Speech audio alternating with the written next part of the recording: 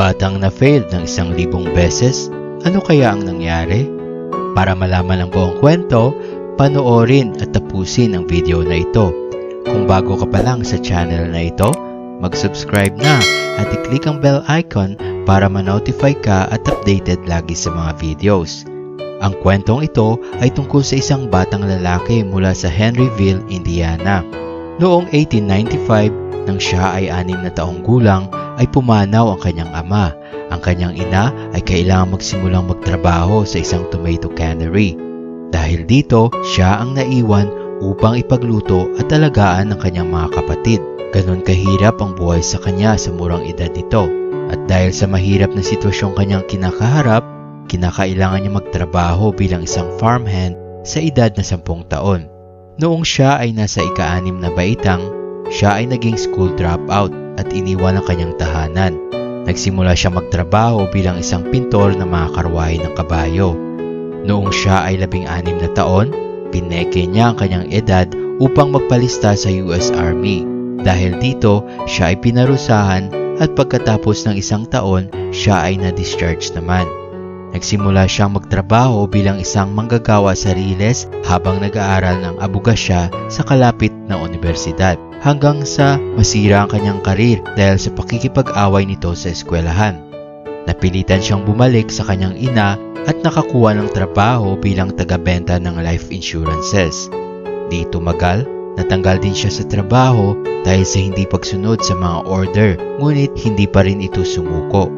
Mga ilang taon na ang nakalipas, nagkaroon siya ng oportunidad na magtatag ng isang kumpanya ng ferry boat at ito ay isang instant na tagumpay.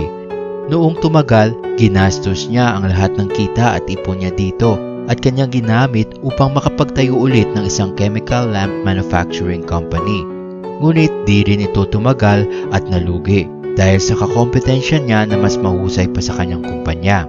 Sa kabila ng lahat na nangyari, hindi pa rin ito sumuko. Lumipat siya upang magtrabaho bilang salesman para sa kumpanya ng gulong. Ngunit muli ay nawalan siya ng trabaho nang isara ng kumpanya ang manufacturing plant nito. Sa edad na 40 taon ay nakilala niya ang general manager ng isang oil company at sinabihan siya nitong magpatakbo ng isang service station, ngunit ito ay kaagad din naman nagsara na nagresulta ng kanyang matinding depresyon. Sa parehong taon ay inalok siya ng kumpanya ng langis ng Shell ng libreng rent sa service station at bilang kapalit ay ang pagbabayad sa kumpanya ng porsyento ng mga benta. Nagsimula siya ulit magpatakbo ng service station at kasabay din ito ang pagbebenta niya ng fried chicken at iba pang simpleng pagkain para sa mga taong huminto dito. Hindi nagtagal, ang kanyang fried chicken ay naging paborito ng mga tao at sumikat pa ito sa iba't ibang lugar. Makalipas ang ilang taon, huminto na ito sa service station at nagsimulang magtayo ng isang restaurant. Pagkatapos pagtagumpayan ang kanyang pakikipagsapalaran, sinimulan niyang i-advertise ang kanyang pagkain. At laking gulat niya na nagkaroon ng isang pagtatalo sa lokal na kakompetensya at nagresulta sa isang malalang shootout, kasama ang isa sa kanyang mga empleyado ang namatay. Pakalipas ang 4 na taon, bumili siya ng isang motel kasunod ng kanyang chicken restaurant at umasang mapabuti pa nito ang kanyang negosyo. Ngunit nasunog ito kasama ang kanyang restaurant. Gayunpaman, dahil sa mataas ang ambisyon ng taong ito, ay muling itinayo at nagpatakbo ng isang bagong motel na may 140 upuan sa restaurant hanggang sa dumating ang World War II at napilitan siyang ipasara ito. Nang matapos ang giyera, sinubukan niyang ibenta ang kanyang recipe sa iba pang mga restaurant, ngunit tinanggihan siya ng mga ito ng 1,000 na beses.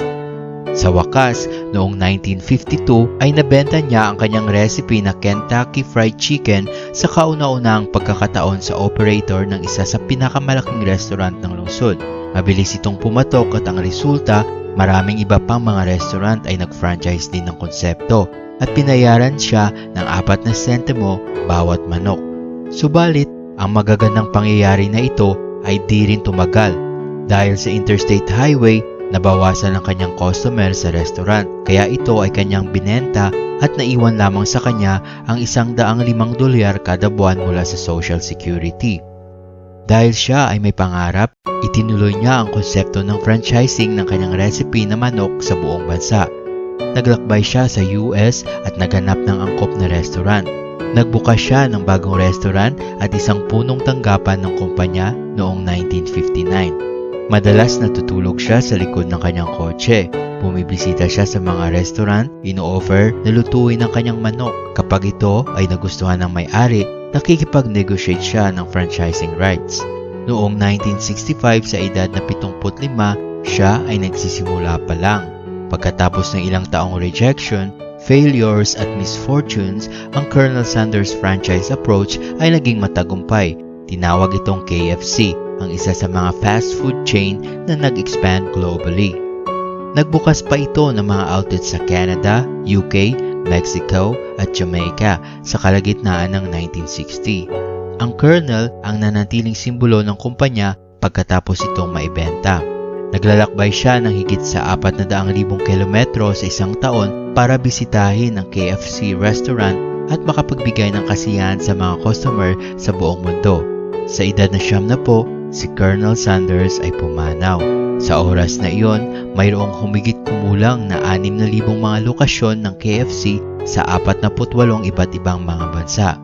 Noong 2018, mayroong 22,621 na mga KFC restaurant worldwide.